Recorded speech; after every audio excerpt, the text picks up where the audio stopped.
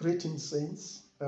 Thank God for this wonderful time, and I hope what we're going to talk about today is going to bless your heart. So, in the book of Matthew, chapter 22, verse 34 to 39, it says, hearing that Jesus had silenced the Sadducees, the Pharisees got together.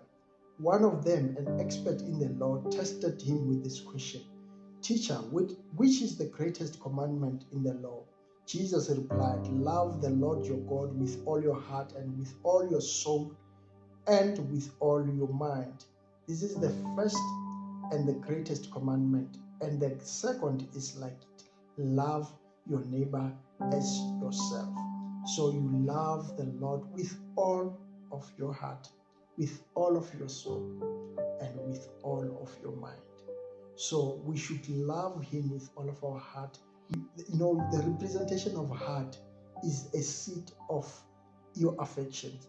A heart is a seat of your sensibilities. A heart is a seat of your will. So when you love God with your heart or all of your heart, it means you love Him with all your senses, your affections, and your will. So how you feel should not impact adversely, your love for God. We do not love God according to how we feel, according to our moods. Your will should not be in opposition with your love for God.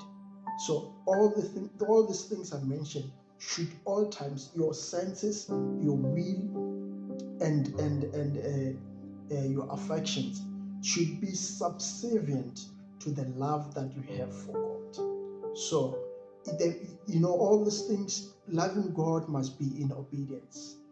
It must be in obedience. So our love for God should be sacrosanct, meaning it mustn't change. It must stay sacred, your love for God. We should love God with all our souls, our spirits, meaning our essence. That's what makes us. So we must also love our God with our minds, meaning our thoughts, because from our thoughts, actions follow. So love is sacrificial. When the Bible says we should love, that speaks to us sacrificing something in us. That's why I'm saying love is sacrificial. So let's see the examples of the sacrificial love in the Bible. So in Genesis chapter 22, we see Abraham willing to sacrifice his only son. He's doing this out of the obedience, out of the love that he has for God.